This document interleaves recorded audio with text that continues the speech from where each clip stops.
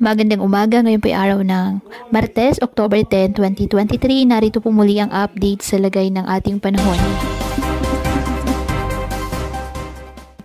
Ayon sa Pag-asa, patuloy po na nakakaapekto ngayon ang trough ng low pressure area sa eastern section ng Visayas at Mindanao.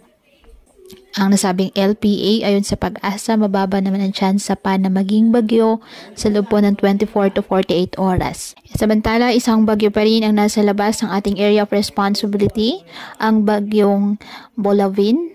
Ngayon po ay lumakas pa ito, isa ng severe tropical storm category.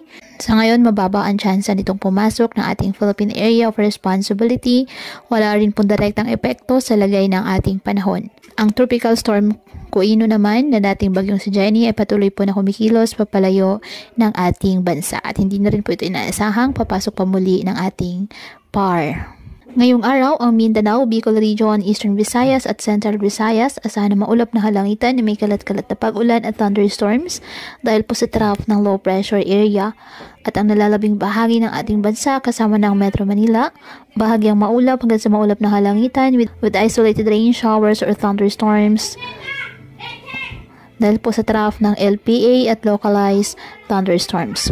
Kaya pinapayuhan ng ating mga kababayan na maging maingat po sa mga posibilidad ng pagbaha at pagguho ng lupa, lalo na po kapag may malalakas na ulan, at ugaliin na magdala palagi ng payong o kahit anong panangga sa ulan o kahit naman sa init ng araw kapag lalabas po ng ating mga tahanan. At yan po muna ang update sa lagay ng panahon ngayong araw. Muli patuloy po tayo na mag-ingat at palaging tandaan, God loves you. Stay safe and God bless.